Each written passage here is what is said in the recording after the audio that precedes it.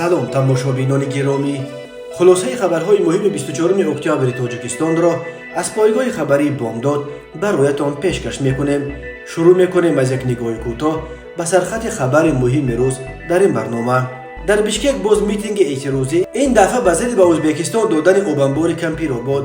нигаронии гузоришгари вижаи Созмони милал аз сарнавишти фаъолони помирӣ. тасарруфи 2 миллион сомонӣ танҳо аз ҳисоби маош ва танҳо аз 3 буғча. сиёсатмадори тоҷик Гулбидин Ҳикматиёро рӯбои ланги тирхӯрда ва мурғ номид. боз як узви тими миллии Тоҷикистонро ба артиш бурданд.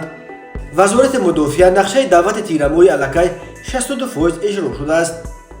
Самандар Муродов рақибаш аз Бразилияро шикаст дод ва соҳиби рохат ба UFC шуд.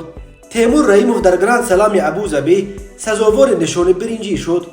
то 27 октябр дар водиҳои Тоҷикистон борон меборад, дар кӯҳҳо барфи тар. ва акнун тафсилоти хабарҳо. рӯзи 24 октябри соли 2022 дар шаҳри Бишкек, пойтахти Қирғизистон, раҳпаймоии эътирозӣ бо талаби ба Ӯзбекистон надодани обанбори Кампиробод ва аз ҳабс озод кардани сиёсатмадорону фаъолоне ки ба ташкили бетартибиҳои оммавӣ ва ҳатто кӯшиши ғасби ҳукумат айбдор мешаванд, доир шуд. тазоввургарон дар назди ҳайкали Михаил Фрунзе ҷамъ шуда аз он ҷо ба самти майдони Алато расипор шуданд. фаъоли қирғиз Улан Усоюн ба радио Азатӣ, ки низ дар ин раҳпаймои иштирок дошт, гуфт ки онҳо хостори қатъи тарғиботи сиёсӣ мебошанд. мо дар раҳпаймоии осоишта қарор дорем ва ҳамагӣ ду шиёр дорем. Кампиробод ба Қирғизистон тааллуқ дорад ва озодӣ ба тамоми сиёсатмадорону блогерҳои ҳабс шуда. мо танҳо ҳамин талабҳоро пеш гузоштем, изҳор дошт Улан Усоюн. субҳи 23 октябр мақомоти амниятӣ ва ҳифзи ҳуқуқи Қирғизистон дар манзилҳои 10 тан аз сиёсатмадорони мухолиф ва фаъолон кофтугоҳ гузаронида, бисёрии онҳоро бо иттиҳоми тайёрӣ ба бетартибиҳои оммавӣ ва нақшаи ғасби ҳукумат дастгир карданд. омбудсмени Қирғизистон Атир Абдураимов хабар дод ки то ин соат боздошти 21 нафарро бо иттиҳоми ташкили бетартибиҳо тасдиқ шудааст. аз ҷумла раиси собиқи парлумони Қирғизистон Қанатбек Исоев бо қарори додгоҳи ноҳияи 1 майи шаҳри Бишкек барои як моҳ дар боздоштгоҳи Кумитаи давлатии амнияти миллии ҷумҳурии Қирғизистон ба ҳабс гирифта шудааст. дасти кам 17 нафари дигарро феълан барои 48 соат боздошт карданд. Мери Лолор, гузоришгари вижаи Созмони милал дар масоили ҳомиёни ҳуқуқи инсон, бори дигар аз сарнавишти фаъолони ҳабсшудаи Помирӣ, раҳбари созмони ғайридавлатии Қонун ва номус, ҳомии ҳуқуқ Улфатхонум Маҳмадшоева ва раҳбари анҷумани ҳуқуқшиносони Помир адвокат Манучер Холиқназаров изҳори нигаронӣ кард. ман ба ҳукумати Тоҷикистон дар бораи боздоштҳои худсаронаи Улфатхонум Маҳмадшоева ва Манучер Холиқназаров нома навиштам. ман аз таҳвилоти марбут ба ин қазия дар ташвишам ва ба иртибот ба ҳукумат дар ин мавзӯъ идома хоҳам дод, навиштааст Мери Лолор рӯзи 21 октябри соли 2022 дар Твиттер. хонум Лолор дар бораи муҳтавои номааш ба мақомоти Тоҷикистон тафсилоти дигар надодааст. қаблан моҳи июли соли 2022 якбора 5 гузоришгари вижаи Созмони милал, аз ҷумла Мери Лолор, дар робита ба парвандаҳои Улфатхонум Маҳмадшоева ва Манучер Холиқназаров ба вазорати корҳои хориҷии Тоҷикистон нома навишта буд. онҳо дар он нома аз боздоштҳои худсаронаи ин ду фаъоли ақалияти Помирӣ ва иттиҳомоти ба зиддашон эълон шуда, ҳамчунин аз тасмими задани мури махфӣ ба ин васила барои ҷомеа дастнорас кардани маводи парвандаҳои зидди фаъолони Помирӣ изҳори нигаронӣ кард ва инро мухолиф ба меъёрҳои байналмилалӣ дар мавриди кафолати додгоҳҳои одилона номид. дар номаи гузоришгарони Созмони милал аз истифодаи беш аз 100 нирӯ аз ҷониби мақомот дар вилояти мухтори Кӯҳистони Бадахшон низ изҳори ташвиш карда мешуд. дар номаи гузоришгарони Созмони милал бархи тафсилоти чӣ гуна ҳабс шудани Маҳмадшоева ва Холиқназаров низ зикр шудааст. гуфта мешавад ки рӯзи 7 майи соли 2022 вазорати корҳои дохилии Тоҷикистон Маҳмадшоеваро ба даст доштан дар ташкили тазоҳуроти як рӯз қабл дар Хоруғ айбдор кард. Маҳмадшоева инро рад кард ва ба журналистон гуфт ки ӯ дар рӯзи он эътироз дар хонааш дар душанбе қарор дошт. ҳамон рӯз нафарони либоси мулкӣ дар тан ба 4 журналист дар пайи мусоҳибаҳояшон бо Маҳмадшоева ҳамла оварда видеокамера ва телефонҳои онҳоро кашида гирифтанд. баъди шикояти журналистон вазорати корҳои дохила дар робита ба ин ҳамла таҳқиқро сар кард, вале то ҳол ягон нафари дастдошта дар ҳамла ба журналистонро наёфтанд. 18 مای محمدشاه و از سوی کارمندان کمیته دولتی امنیت ملی و دادستانی کل دستگیر شد. منزلش را کوفتکوب کردند و تلفن و نوتبوکش را مصادره کردند. 19 مای به ضد محمدشاه و بر اساس ماده 307 با اتهام دعوت‌های عمومی به سرنگون کردن ساخت کانستیتوسیونی عیب اعلام کردند. به پرونده او مور مخفی زدند. به این دلیل محکمه او پشت درهای بسته خواهد گذاشت و ادوکاتش هم درباره این پرونده صحبت کردن نمیتواند. گزارشگران سازمان ملل این را مخالف معیارهای بین المللی مربوط به کفالت دادگاه عادلانه نامیدند. منوچهر خالق‌نظرов از جمله 13 عضو کمیسیون 44 بود که روز 28 مای دستگیر و بازپرسی شدند. او را اول دادستانی ولایت مختار کوهستان بدخشان با اتهام گرفتن پول از سازمان‌های ممنوع پیمان ملی تاجیکستان بازجویی کردند. او را اول دادستانی ولایت مختار کوهستان بدخشان با اتهام گرفتن پول از سازمان‌های ممنوع به مثل پیمان ملی تاجیکستان عیبدار کردند، ولی سپس او را به بازداشتگاه وزارت کارهای داخله و 6 ایون از خاراخ به دوشنبه برده در بازداشتگاه کمیته دولتی امنیت ملی جای کردند. خالق‌نظرov بر اساس ماده 187 به اشتراک در فعالیت سازمان جنایی عیبدار می شود و به او تا 12 سال زندان تهدید می کند. معلوم نیست که آیا او به ادوکات دسترسی دارد یا نه. اعتراضات در خاراخ و روشن 14 مای سال 2022 با طلب تحقیق پرونده بعد بازداشتش به طور مرموز کشته شدن لیدر محلی گلبدین زیابکوف آغاز یافت. 18 مای وزارت کارهای داخله از شروع عملیات ضد تروریستی در ولایت مختار کوهستان بدخشان خبر داد. در جریان سرکوب اعتراضها 10 نفر کشته و زخمی شدند. به گفته فعالان بیش از 200 کس دستگیر شدند. دادستانی کل تاجیکستان اخیراً هلاکت 32 نفر و از جمله 29 نفر از تظاهرگران را در بدخشان تصدیق کرد و گفت پرونده های 109 نفر الکی به دادگاه رفته، حکم 77 نفر آنها الکی اعلام شده است. گلبدین حکمتیار، یک فرمانده سابق جهادی که حالا از رژیم نو طالبان حمایت میکند، گفته است اگر تاجیکستان جنگ را در افغانستان دامن بزند، این جنگ به خود تاجیکستان کشیده خواهد شد. حکمتیار از تاجیکستان و مردمش خواسته است نگذارند که کشورشان به اوکراین و یا افغانستان دوم مبادل بشود. سید جعفر عثمانزاده، رئیس حزب دموکرات تاجیکستان و وکیل پارلمان این کشور، در یک واکنش تند به سخنان حکمتیار در پاسخ به سوال خبرنگار افغانی گفت که در تاجیکستان حکمتیار را روبای لنگ میدونند که حرفش ارزش ندارد. او با اشاره به دوره‌هایی که حکمتیار از رژیم قبلی طالبان در میان سالهای 90 به تاجیکستان فرار کرده بود گفت گلبدین حکمتیار سال 1992 در تاجیکستان همچه یک روباه لنگ تیر خورده آمد. همین با سفارش پرزیدنت ما همون را ما صحت کردیم، دارو کردیم پای همین روباه لنگ. امروز با میخواهد که با ما تهدید کند. او برای ما صفر است، یک مرغ است، هیچی است، صفر است. ما تهدیدی گلبدین همچنین تهدید یک روباه میدونیم. عموما برای ما یک خطر ندارد. دیگر اینکه من یک نیروی عادی‌ترینی فقط تاجیکستان معرفی میکنم. ما یک جمعیت داریم با نام شکارچیان. 350,000 نفر شکارچی داریم. 350,000 زیاده از 200,000 همی یراقی کمانی سنایپری تا 5-10 کیلومتر میزدگی دارد و شکارچی است. آهو را میزند. همون شکم بی غوش گلبدین زدن نمیتونه یا پیشانی پهن همون از تیرش نمیرسد. ما هیچ خطر نداریم. هم تهدیدهای هوایی به پابند طالبان بودن او عموما ترس نداریم. گفت رئیس حزب دموکراتی تاجیکستان با یک لحن تند. حکمتیار که بعد به دست طالبان افتادن قدرت در افغانستان در ماه آگوست سال 2021 از رژیم نو این حکومت تندرو پشتیبانی کرد و در عوض امامتی یک مجلس جامع را در کابل به او دادند. در موعظه های پیش از نماز جمعهش الکی چندین دفعه از حکومت کنونی تاجیکستان برای پشتیبانی دوشنبه از جبهه مقاومت ملی انتقاد کرده، حتی چند دفعه تهدید کرده بود که جنگجویان طالبان می توانند به مخالفین مسلح تاجیک پایگاه بدهند و وضع را در تاجیکستان به هم بزنند. او قبلا گفته بود که در سالهای 90 او را در تاجیکستان با خواهش احمدشاه مسعود همچون گروگان در حال نیمه اسارت نگاه می داشتند. حکمتیار نزدیک 1 سال در تاجیکستان به سر برد و سپس به ایران رفت. حکمتیار از آنجا تنها سال 2017 بعد 16 سال سقوط رژیم قبلی طالبان توانست به افغانستان برگردد.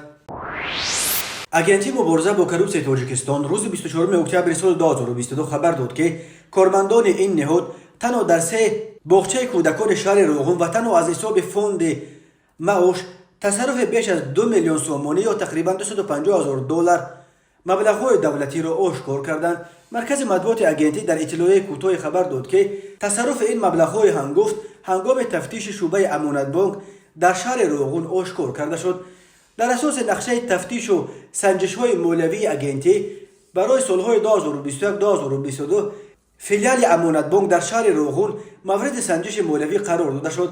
земни санҷишҳои мутақобила дар муассисаҳои боғчаи бачагонаи рақами 1, рақами 20 ва рақами 21 шаҳри Роғун муайян карда шуд ки аз ҳисоби фонди музди меҳнати кормандон зиёда аз 2.5 миллион сомонӣ тасарруф карда шудааст. гуфта мешавад дар иттилоияи агентии мубориза бо коррупсия.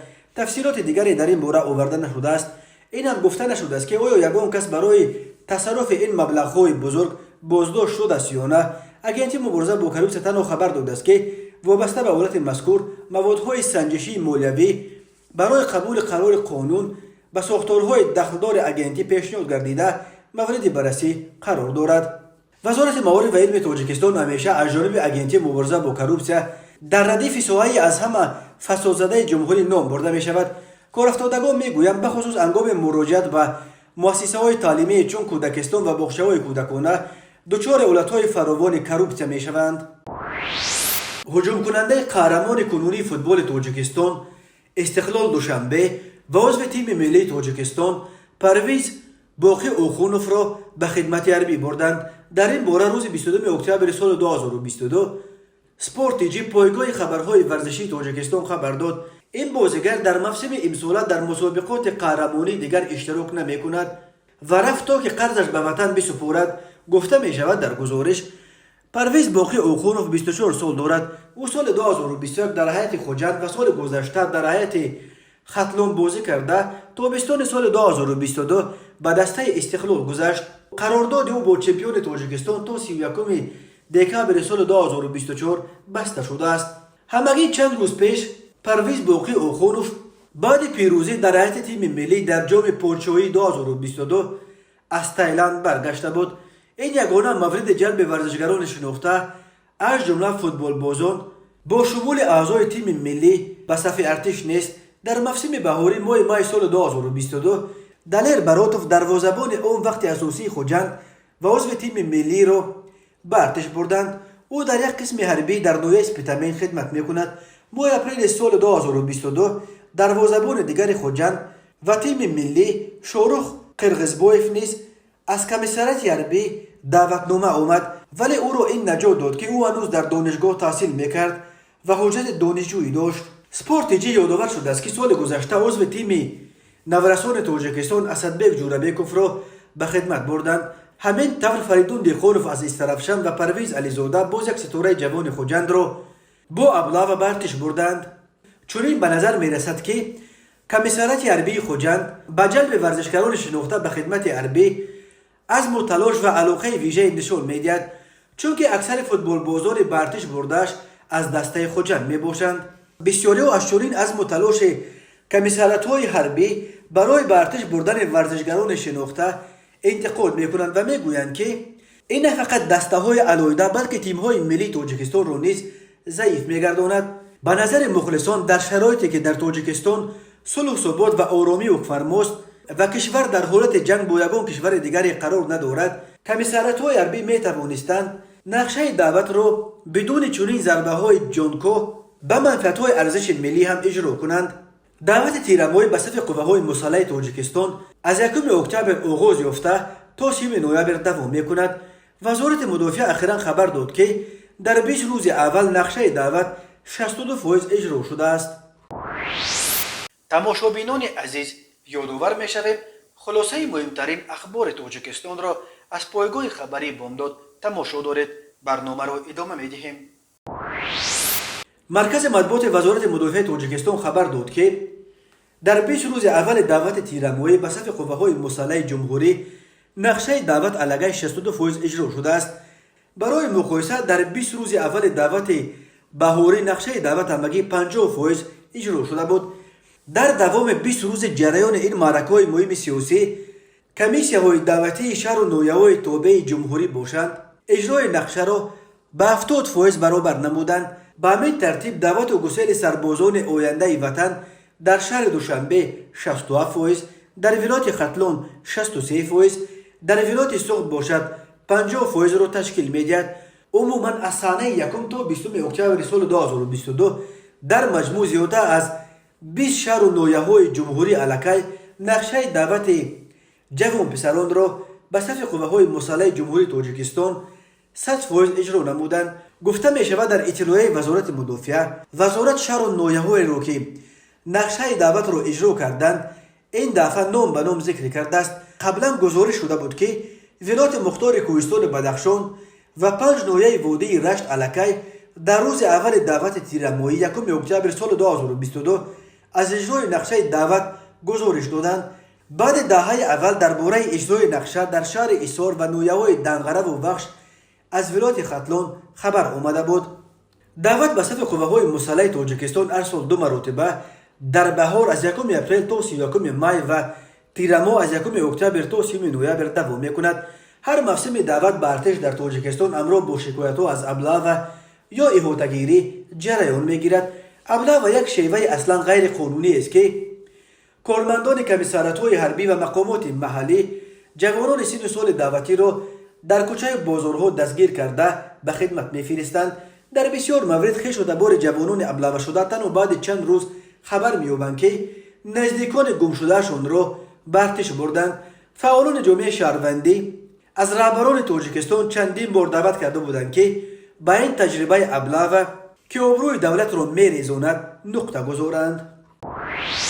رزمنده جوان و آینده‌دار تاجیک سمرالدین مرادوف روز 23 اکتبر سال 2022 در شهر ابوظبی امارات متحده عرب در چارچوب مسابقات را به سوی UFC رقیبش جیان سیکویرا از برزیل را پیش از مهلت علاقه در انجام دوره اول با روی بوغی کردن مغلوب ساخت و سزاوار راحت به لیگ UFC لیگ از همه معتبر در ورزش MMA گردید. سمندر رقیبش را در کنج میدان چنان تنگ کرد و بوغی کرد که او علاج بجز از تن دادن به شکست نیافت و داور نیز محاربه را پیش از مهلت قطع کرد و پیروزی را به ورزشگر تاجیک داد. سمندر اینک سومین تاجیک و دومین نماینده تاجیکستان است که به UFC را می‌یابد. اولین شده با UFC تاجیک زاده سمرقند زروخ ادشایف قرارداد امضا کرده بود. نورالله علیف که او را به سبب شباهت زیادش با ورزشگر مشهور داغستانی حبیب نورمحمدوف دوگانی که حبیب نیز نام میبرند ماه سپتامبر سال جاری نخستین نفر از تاجیکستان و دومین تاجیک شد که با UFC قرارداد بست. روز 4 اکتبر سال 2022 موین غفورов معروف با لقب موین تاجیک باز یک ورزشگر دیگر از تاجیکستان توانست کمربند چمپیون لیگ LFA در وزن اعظم سبک را به دست بیارد. این کمربند روی موین را نیز به سوی UFC باز کرد چون که همه چمپیون‌های LFA می توانند به UFC گذرند. با پیروزی بر جیان سکویرا سمندر مرادوف شماره پیروزی‌هایش را به 8 رسانید. در 5 نبرد سمندر پیش از مهلت غلبه کرده است و تا حال یگان بار شکست نخورده است. سمندر مرادوف 28 آگوست سال 1999 در نویه ونج ولایت مختار کوهستان بدخشان به دنیا آمده در تویر روسیه به وای رسیده و همانجا مشق میکند. پهلوان معروف تاجیک تیمور رحیموف در مسابقه گشتین زودو گراند سلام ابوظبی مدال برنجی به دست آورد. مسابقه گراند سلام ابوظبی از 21 تا 23 اکتبر سال 2022 با اشتراک 414 ورزشگر از 65 دولت برگزار شد. تیمور در وزن 100 کیلوگرم پلوس رقابت را از دشک فینال شروع کرده اول بر ورزشگر ازبکستان بیکمراد اولتیبویف در چهارک فینال بر نماینده آذربایجان جمال غمزدخانوف پیروز گردید ولی در نیم فینال از ورزشگر چخ لوکاش کراپالیک که در نهایت مدال طلای این وزن را به دست آورد شکست خورد. تیمور سپس در قوه آزمایی برای جای سیوم ماریوس فیزل و اسلواک را مغلوب نمود. در این وزن مدال نقره نصیب جور سپیکرز از نیدرلند، مدال دیگر برنجی نصیب اینی مارینیچ اسلوونیا گردید. یادآور می‌شویم که دسته منتخب زودوی تاجیک عبارت از 10 نفر 2 زن و 8 مرد در مسابقه شرکت کردند. در وزن تا 90 کیلوگرم دو ورزشگر تاجیک نتیجه نسبتاً بهتر نشان دادند. جهانگیر مجیدوف جای پنجم، کامرانشاه اوستوپریان جای هفتم را کسب نمودند. باقی پهلوانان تاجیک در ابوظبی ناکام شدند. این سومین مدال تیمور رحیموف در مسابقه های گرند سلام در سال 2022 می باشد. او در گرند سلام تل آویو و گرند سلام انتالیا نیز مدال برنجی به دست آورده بود. همچنین امسال در چمپیونات جهانی جودو جای پنجم، در چمپیونات آسیا جای دوم را سزاوار گردیده است و فعلا در رده‌بندی جهانی جودو در وزن بیش از 100 کیلوگرم در زینه اول قرار دارد. کمیته حالتهای فوق‌العاده تاجیکستان روز 24 اکتبر سال 2022 ساکنان و مهمانان جمهوری را آگاه کرد که طبق پیشبینی هواشناسان تا 27 اکتبر در کشور آب و هوا نامساعد شده، در وادی‌ها باران و در کوهستان برف‌تر می‌زند. همچنین در مناطق کوهستان و دامنکو یخ زدن قبط خاک نیز پیش بینی کرده می شود. کمیته حالتهای فوق‌العاده در این رابطه به ساکنان مناطق کوهستان و دامنکو مراجعت کرده هشدار داده است که سردی ها می تواند به حاصل کشاورزیشان خطر ایجاد کند و از این رو آنها باید حاصل الکه پخته و رسیده را سر وقت جمع آوری کنند و حاصل باقی مانده را با پلیونکه متا و یا با علف بار کنند که سرد نزند. کمیته همچنین از چارواداران خواسته است که هنگام چرانیدن چاروا و در چراگاه‌های کوهستانی هوشیار باشند. از پدر و مادران هم خواسته شده است که در این روزها کودکان خود را بی‌نظارت نگذارند. به خاطر پیشگیری از سوختار باید بچه اندازه درست کار کردن تجهیزات برقی اهمیت ویژه داد. از آنهایی که خانه‌هایشان را با انگشت گرم می‌کنند خواهش می‌کنیم که از قبل دودبراها و درست کار کردن بخاری‌هایشان را تفتیش کنند. گفته می‌شود در هشدار کمیته حالتهای فوق‌العاده از رانندگان هم خواسته است که هنگام حرکت در راه‌های کوهستان محدودیت سرعت و فاصله مقرر شده بین واسطه‌های نقلیات را قطعاً رعایت کنند، چون که در این روزها خطر سنگریز و سیل زیاد است. و حالا یک مرور کوتاه به اخبار کریمینالی و حادثه‌های ناخوش روز. مرکز مطبوعات وزارت کارهای داخلی تاجیکستان خبر داد که در روزهای استراحت در 2 صدمه در ناحیه باباجان غفورov و خراسان 3 نفر از جمله یک کودک 9 ساله جان باختند. از جمله 22 اکتبر سال 2022 تخمینا ساعت 11:20 راننده автомاشین طبقه مرسدس بنز صابروف قدرالله سال تولدش 1997 ساکن شهر باختر هنگام حرکت از سمت شهر مذکور به سمت شهر دوشنبه در حدود ناحیه خراسان از عهده اداره واسطه نقلیات نبرآمده به طرف راست رو برآمده دوچرخه‌ران خرسال قلندروف محمد سال تولدش 2013 ساکن همین ناحیه را پخش نموده است. در نتیجه خرسال قلندروف جراحت وزن جسمانی برداشته در جای حادثه به هلاکت رسیده است. مسافر مرسدس رستم و قمرینیسا سال تولدش 1967 ساکن ناحیه مومن‌آباد جراحت جسمانی برداشته هنگام به بیمارخانه ناحیه دسترس نمودن در راه به هلاکت رسیده است.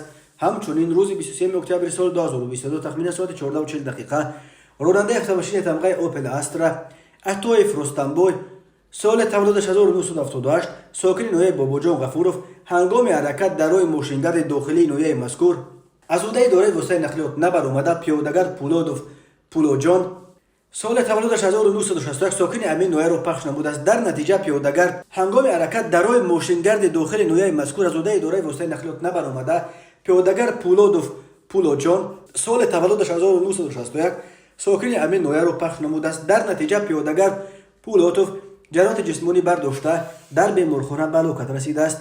اوید به این حادثه ها تحقیقات ادامه دارد. هر سال بر اثر صدمه ها در راههای تاجیکستان تا 400 نفر به هلاکت رسیده، بیش از 1200 تن دیگر معیوب می شوند. هنگام گذرانیدن چاره‌بینی‌های اپراتیوی جستجویی از جانب کارمندان شعبه وزارت کارهای داخلی یکی در ناحیه سینا مرد 45 ساله ساکن پایتخت همچون گمانبر در صادر نمودن جنایت دزدی دستگیر کرده شد. او به آن گمانبر می شود که شب 22 اکتبر سال 2022 تخمین ساعت 21:30 با راه پنهانی به داخل کارخانه پیوند واقع در کوچه چهارتپه شهر دوشنبه در آمده از داخل صندوقچه آهنین یا سیف $33,700 آمریکایی را دزدیده از جای حادثه غیب زده است. اوید به این حالت تفتیشات ادامه دارد. ضمن انجام دادن چاره‌بینی‌های اپراتیوی جستجویی از جانب کارمندان شعبه وزارت کارهای داخلی در شهر خوجند مرد 34 ساله ساکن شهر مذکور که پیش با ماده 247 قسم 2 کودکس جنایتی جمهوری تاجیکستان صادر شده است همچون گمانبر در صادر نمودن جنایات قلابی دستگیر کرده شد. نام برده ماه اکتبر سال 2022 با روی فریب به باوری مرد 34 ساله ساکن باباجان غفورов در آمده از او یک عدد автомاشین تمغه تویوتا کمری که ارزشش 175,000 سومونی را تشکیل میدهد گرفته автомاشین را به دیگر شهروند فروخته مبلغ به دست آورده را به منفعت شخصیش صرف نموده است. نسبت به نام برده پرونده جنایتی با ماده 247 قسم 4 کدش جنایتی جمهوری تاجیکستان آغاز شده است. یک ساکن 44 ساله کوچه به نام باباجانوف جماعت دیهات غازیان نوعه باباجان غفورov ولایت سوخت از دود غلیظ سوختن کرپچه خانه‌اش به هلاکت رسیده است. کمیته حالتهای فوق‌العاده تاجیکستان خبر داد که این حادثه صبح 22 اکتبر سال 2022 رخ داده است. بنا به خبر نشر شده این ساکن جماعت غازیان در حالت مستی سیگار کشیده و در این اثنا خود بر او غلبه کرده است و از سیگار دستش کرپچه خانه سوخته و دود آن صاحبخانه مست شراب را به هلاکت رسانیده است. گفته می شود که زن و فرزند مرحوم در روسیه قرار دارند و او در خانه تنها زندگی می کرد. جسد مرده عراق شده را برای تشخیص به مقامات حفظ حقوق سپردند. تفصیلات دیگر حادثه دسترس نیست. تماشابینان عزیز و گرامی، این بود مرور به خلاصه چند خبر مهم امروز تاجیکستان. خبر و گزارش های بیشتر از تاجیکستان و درباره تاجیکستان و اطراف آن را در سامانه پایگاه خبری بامداد در این نشانه پیگیری نمایید: www.bomdad.com. خوش باشید.